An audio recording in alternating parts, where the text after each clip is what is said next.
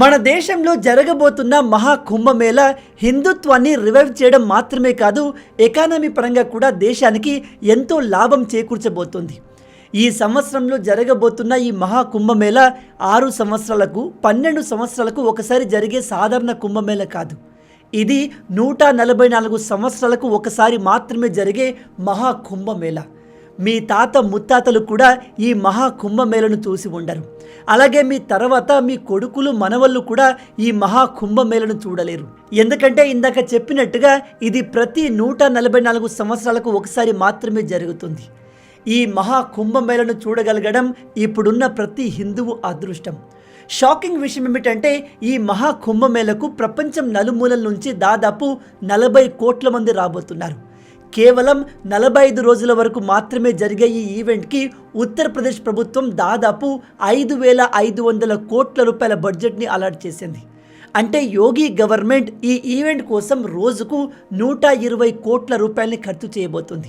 అలాగే కేంద్ర ప్రభుత్వం కూడా దాదాపు 2,100 కోట్ల రూపాయలని ఈ ఈవెంట్ కోసం సెపరేట్గా కేటాయించింది. ఇది విని మీలో చాలామంది అనవసరంగా ఈ ఈవెంట్ పైన వేల కోట్ల రూపాయలు ఎందుకు వేస్ట్ చేస్తున్నారు అనే వాళ్ళు కూడా ఉంటారు. అలాంటి వాళ్ళకి చెప్తున్నాను, కేవలం డబ్బులు ఖర్చు పెట్టడం మాత్రమే కాదు, ఈ ఈవెంట్ నుంచి ఉత్తరప్రదేశ్ ప్రభుత్వం దాదాపు 25,000 కోట్ల రూపాయలని సంపాదించబోతుంది. అది కూడా కేవలం 45 రోజుల్లోని. అక్కడితోనే అయిపోలేదు. ఈ 25,000 కోట్ల రూపాయలు అనేది డైరెక్ట్గా గవర్నమెంట్ అకౌంట్కి చేరే డబ్బు. కానీ రాష్ట్ర వ్యాప్తంగా చూసుకుంటే దాదాపు 2 నుంచి 3 లక్షల కోట్ల రూపాయల బిజినెస్ జరగబోతుంది. ఈ ఈవెంట్లో వేల మందికి ఉద్యోగం అండ్ లక్షల మంది వ్యాపారం చేయబోతున్నారు. దేశంలో ఉన్న పెద్ద పెద్ద కార్పొరేట్ సంస్థలు ఈ కుంభమేళలో ఖర్చు చేయడానికి 3,000 కోట్ల రూపాయలని ఆల్రెడీ రెడీగా పెట్టుకున్నాయి. మన దేశంలో ఐపీఎల్ తర్వాత ఇంత భారీ ఖర్చుతో జరగబోతున్న 2వ ఈవెంట్ ఈ మహా కుంభమేళనే. ఈ మహా కుంభమేళతో దేశంలో హిందూ ఆధ్యాత్మికత పెరగడంతో పాటు దేశ ఆర్థిక వ్యవస్థ కూడా బలపడుతుంది.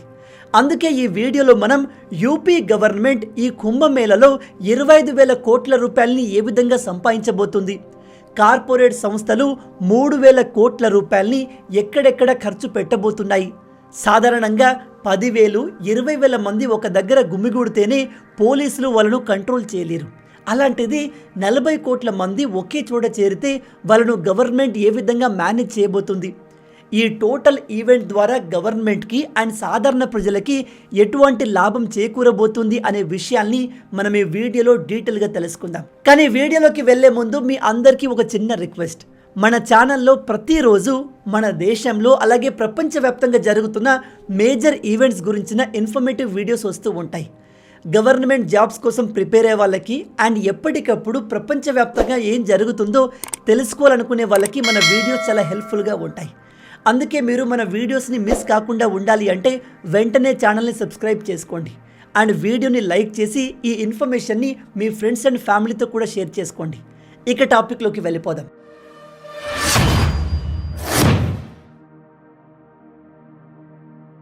ఫస్ట్ ఆఫ్ ఆల్ మనం కుంభమేళ గురించి కొన్ని ఇంపార్టెంట్ విషయాలు తెలుసుకోవాలి. ఈ కుంభమేళలు మొత్తం 3 రకాలు ఉంటాయి. ఒకటి అర్ధ కుంభమేళ, ఇది 6 సంవత్సరాలకు ఒకసారి జరుగుతుంది. రెండవది పూర్ణ కుంభమేళ, ఇది 12 సంవత్సరాలకు ఒకసారి జరుగుతుంది. మూడవది మహా కుంభమేళ, ఇది 144 సంవత్సరాలకు ఒకసారి మాత్రమే జరుగుతుంది. ఈ సంవత్సరం జరగబోయేది మహా కుంభమేళ. ఈ కుంభమేళ జనవరి 13 నుంచి ఫిబ్రవరి 25 వరకు జరగబోతుంది. ఈ వీడియో చూస్తున్న ప్రతి హిందువుకి చెప్తున్నాను, ఒకవేళ మీకు అవకాశం ఉంటే ఖచ్చితంగా ఈ మహా కుంభమేళను విజిట్ చేయండి. దీన్ని మిస్ అయితే మీకు పుట్టబోయే కొడుకు మనవళ్ళకు కూడా ఆ మహా కుంభమేళను విజిట్ చేసే అదృష్టం ఉండదు. మన టైంలో ఈ ఈవెంట్ జరగడం నిజంగా మన అదృష్టం అనుకోవాలి. ఇప్పుడు మీలో కొంతమంది అడుగుతారు, మీరు పోతున్నారా బ్రదర్ అని. ప్లానింగ్స్ అయితే జరుగుతున్నాయి, కానీ ఇప్పుడే కన్ఫర్మ్గా చెప్పలేను. మ్యాక్సిమం వెళ్ళేందుకు ట్రై చేస్తాను. ఈ మహా కుంభమేళలో గవర్నమెంట్ ఎంత రెవెన్యూని జనరేట్ చేయబోతుంది, ఎంత డబ్బును ఖర్చు చేయబోతుంది అనే విషయాలు తెలుసుకునే ముందు అసలు ఈ మహా కుంభమేళ ఏర్పాట్లు ఎలా జరగబోతున్నాయో తెలుసుకుందాం. ఒకసారి ఈ ఫోటోను చూడండి. ఇది మహా కుంభమేళ స్టార్ట్ కాబోయే 2 నెలల ముందుది. ఆ సమయంలో వర్క్స్ అన్నీ అండర్ కన్స్ట్రక్షన్లో ఉన్నాయి. ఇక ఈ ఫోటోను చూడండి. ఇది కుంభమేళ జరగబోయే 7 రోజుల ముందు ఫోటో. కుంభమేళా జరగబోతుంది అని డిసైడ్ అయినప్పుడే సెంట్రల్ గవర్నమెంట్ నుంచి మోడీ ప్రభుత్వం దాదాపు 5,500 కోట్ల రూపాయల ఫండ్స్ని ఈ ఈవెంట్స్ కోసం అలాట్ చేసింది. 2019లో జరిగిన కుంభమేళలో దాదాపు 25 కోట్ల మంది వచ్చారు. కానీ ఈసారి జరుగుతుంది మహాకుంభమేళా కాబట్టి 40 కోట్ల మంది రాబోతున్నారు అని అంచనా. ఈ కుంభమేళా జరిగే మొత్తం ఏరియాని మహాకుంభమేళా నగరం అంటారు. 2019లో జరిగిన కుంభమేళా మొత్తం 8,000 ఎకరాల్లో జరిగింది. ఈసారి ఈ ఈవెంట్ మొత్తం 10,000 ఎకరాల్లో జరగబోతోంది. అండ్ ఇక్కడికి వచ్చే భక్తులకు అకామిడేషన్ కోసమని ఒక అతిపెద్ద టెంట్ సిటీని ఏర్పాటు చేశారు. అందులో దాదాపు 1,60,000 టెంట్ హౌస్లు ఇదిగో ఈ విధంగా నిర్మించారు. లాస్ట్ టైం భక్తులు స్నానం చేసే పుష్కర ఘాట్లు మొత్తం 4 ఉండేవి, కానీ ఈసారి మొత్తం 9 ఘాట్లు ఉండబోతున్నాయి. చివరిసారి 2019లో భక్తుల కోసమని ఇలాంటి 22 ప్యాంటూన్ బ్రిడ్జెస్ ఏర్పాటు చేశారు. ఈసారి 30 బ్రిడ్జిలు ఏర్పాటు చేశారు. 2019లో దాదాపు 300 కిలోమీటర్ల టెంపరరీ రోడ్ని సెపరేట్గా ఈ కుంభమేళా కోసం ఏర్పాటు చేశారు. అదే ఈసారి 400 కిలోమీటర్ల రోడ్లను ఏర్పాటు చేశారు. లాస్ట్ టైం 40,000 కొత్త స్ట్రీట్ లైట్స్ని ఏర్పాటు చేశారు. ఈసారి 67,000 లైట్స్ని ఏర్పాటు చేశారు.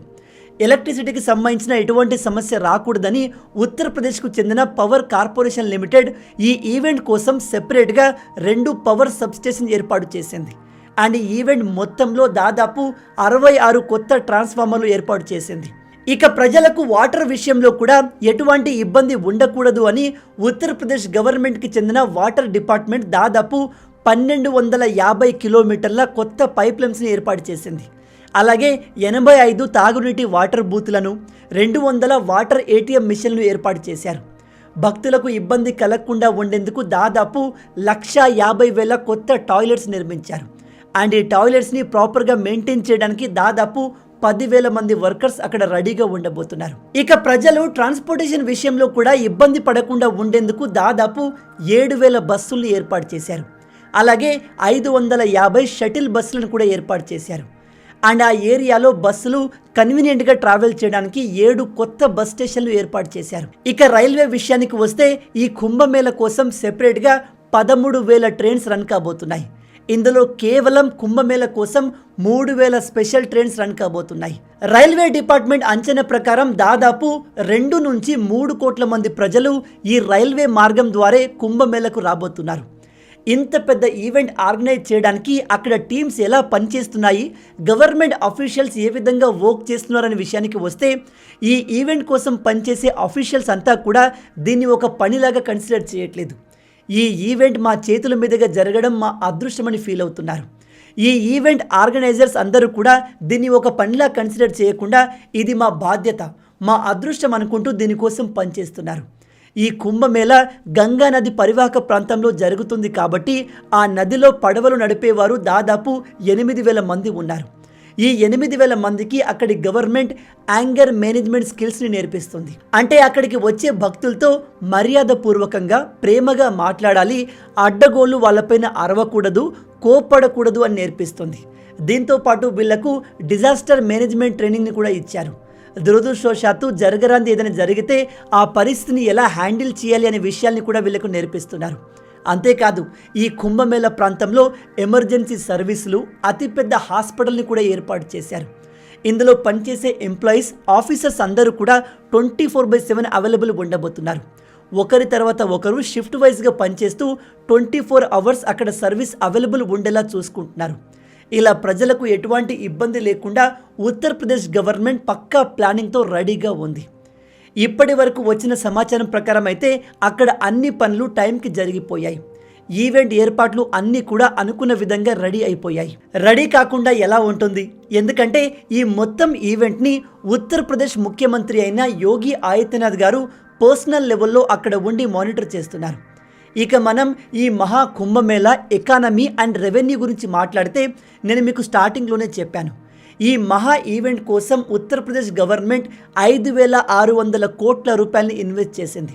దాంతోపాటు సెంట్రల్ గవర్నమెంట్ కూడా 2,100 కోట్ల రూపాయల ఫండ్స్ని ఈ ఈవెంట్ కోసం అలాట్ చేసింది. 2013లో కుంభమేళా జరిగినప్పుడు యూపీ గవర్నమెంట్ ఆ ఈవెంట్ నుంచి దాదాపు 12,000 కోట్ల రూపాయలు సంపాదించింది.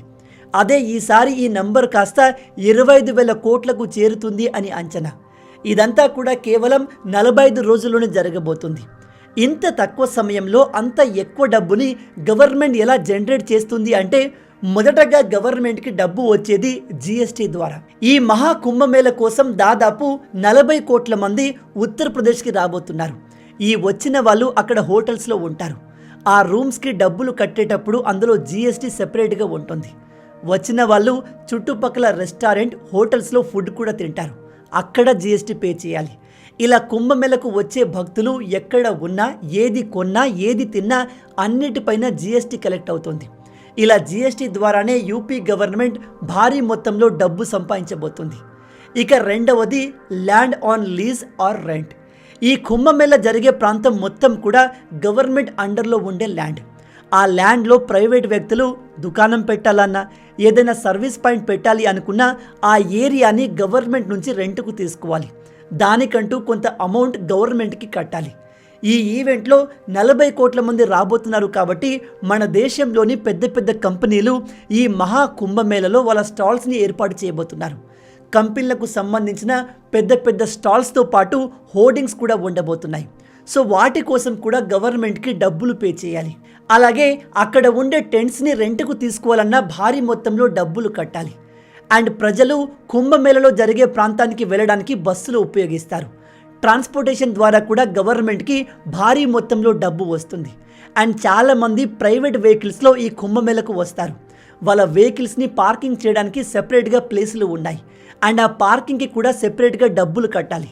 దాని ద్వారా కూడా గవర్నమెంట్కి పెద్ద ఇన్కమ్ రాబోతుంది. అలాగే ఈ మహా ఈవెంట్లో చాలా స్టాల్స్ రాబోతున్నాయి. ఫుడ్ స్టాల్స్ కావచ్చు, టాయ్ స్టాల్స్ కావచ్చు, ఇతర వస్తువులు అమ్మే ఏ స్టాల్ అయినా కావచ్చు. అక్కడ వ్యాపారులు తమ వస్తువుల్ని, సర్వీస్ని ప్రొవైడ్ చేయాలి అంటే గవర్నమెంట్కి డబ్బు కట్టి లైసెన్స్ తీసుకోవాలి. ఇంకో ముఖ్యమైన విషయం ఏమిటంటే ఎంతో దూరం నుంచి కుంభమేళకు వచ్చే వాళ్ళు కేవలం ఈ కుంభమేళను మాత్రమే కాకుండా పక్కనే ఉన్న అయోధ్య రామ మందిరాన్ని కూడా చూడడానికి వెళ్తారు. ఉదాహరణకి మనం హైదరాబాద్ నుంచి ఎంతో కష్టపడి ఉత్తరప్రదేశ్లోని కుంభమేళకు వెళ్ళామే అనుకోండి. కేవలం కుంభమేళకు వెళ్ళి గంగానదిలో స్నానం చేసి వచ్చేస్తామా? నో. పక్కనే ఉన్న అయోధ్య రామ మందిరాన్ని కూడా చూడడానికి వెళ్తాము. సో అలా చాలామంది రామ మందిరాన్ని కూడా విజిట్ చేసే ఛాన్సెస్ ఉన్నాయి. ఆ తర్వాత కాశీ, మధుర ఇలా యూపీలో ఉన్న ఇతర ఫేమస్ టూరిస్ట్ ప్లేస్లన్నీ కూడా జనాలు భారీ ఎత్తున అటెండ్ అయ్యే అవకాశం ఉంది. దాని ద్వారా కూడా భారీ ఇన్కమ్ యూపీ గవర్నమెంట్కి జనరేట్ అవుతుంది. ఇలా అన్నీ కలుపుకుంటే గవర్నమెంట్కి డైరెక్ట్గా అకౌంట్లో దాదాపుగా 25,000 కోట్ల రూపాయలు పక్కగా రాబోతున్నాయి. అండ్ ఇంత భారీ మొత్తంలో ట్రాన్సాక్షన్ ఆ రాష్ట్రంలో జరుగుతుంది కాబట్టి దాదాపు 2 నుంచి 3 లక్షల కోట్ల వరకు జీడిపి ఇంక్రీజ్ అవుతుంది. నేను ఇప్పటి వరకు చెప్పిందంతా గవర్నమెంట్ కుంభమేళ ద్వారా సంపాదించే డబ్బు మాత్రమే.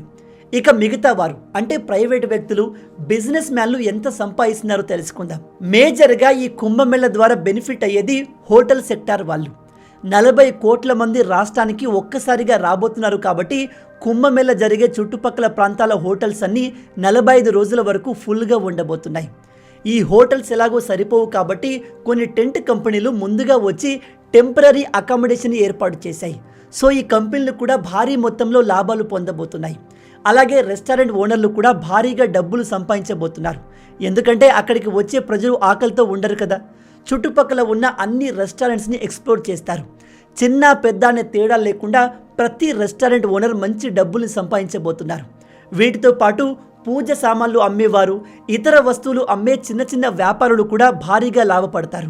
అలాగే ఎయిర్లైన్ కంపెనీస్ కూడా 45 రోజుల వరకు భారీగా లాభపడబోతున్నాయి. ఎందుకంటే ఉత్తరప్రదేశ్కి వెళ్ళడం అంటే ట్రైన్లో, బస్సులో వెళ్ళడం అంత ఈజీ కాదు. కాబట్టి డబ్బున్న అందరూ కూడా ఫ్లైట్స్ని ప్రిఫర్ చేస్తారు. డిమాండ్ ఎలాగో అప్పుడు పెరుగుతుంది కాబట్టి ఆ సమయంలో ఫ్లైట్ ఛార్జెస్ కూడా పెరుగుతాయి. అలాగే ఇండియన్ రైల్వే విషయానికి వస్తే ఇండియన్ రైల్వే కూడా భారీగా లాభాలు సంపాదించబోతుంది. నేను మీకు ఇందాకే చెప్పాను, ఈ మహా కుంభమేళకు దాదాపు 2 నుంచి 3 కోట్ల మంది రైల్వే ద్వారానే వెళ్ళబోతున్నారు. అండ్ ఈ కుంభమేళలో నడిచే గవర్నమెంట్ బస్సులు, ప్రైవేట్ బస్సులు అన్నీ కూడా మంచి డబ్బును సంపాదిస్తాయి. ఓవరాల్గా ఈ మహా కుంభమేళ ద్వారా దాదాపు 6 లక్షల కుటుంబాలకు జీవనోపాధి లభించబోతుంది. బై ద వే, కుంభమేళ జరుగుతున్నప్పుడే కాదు, జరగక ముందు నుంచే చాలా ఫ్యామిలీస్కి ఈ ప్రాంతంలో జరుగుతున్న కన్స్ట్రక్షన్లో జీవనోపాధి లభించింది. అక్కడికి వచ్చే భక్తులకు ఫెసిలిటీస్ కోసం చేస్తున్న కన్స్ట్రక్షన్లో దాదాపు 45,000 ఫ్యామిలీస్కి పని దొరికింది. ఈ మహా కుంభమేళ మన పాపాల్ని కడగడమే కాదు, దేశ అభివృద్ధికి కూడా ఉపయోగపడుతుంది. కాబట్టి ప్రతి హిందువుకు చెప్తున్నాను, మీకు అవకాశం ఉంటే ఖచ్చితంగా 144 సంవత్సరాలకు ఒకసారి జరిగే ఈ మహా కుంభమేళకు అటెండ్ అయి గంగా నదిలో మీ పాపాల్ని కడుక్కొని వచ్చేయండి. మొత్తంగా ఇవి మహా కుంభమేళకు సంబంధించిన కొన్ని ముఖ్యమైన విషయాలు. ఈ వీడియో మీకు నచ్చింది అనుకుంటున్నాను. నచ్చితే అలా ఊరికే చూసి వెళ్ళిపోకుండా వీడియోని లైక్ చేయండి. ఈ వీడియోకి నేను మీకు ఇచ్చే లైక్స్ టార్గెట్ 5,000 లైక్స్. చాలా ఈజీ, సింపుల్గా చేసేయండి. అలాగే ఇలాంటి మరిన్ని ఇంట్రెస్టింగ్ వీడియోస్ కోసం మన ఛానల్ని సబ్స్క్రైబ్ చేసి మమ్మల్ని సపోర్ట్ చేయొచ్చు కదా.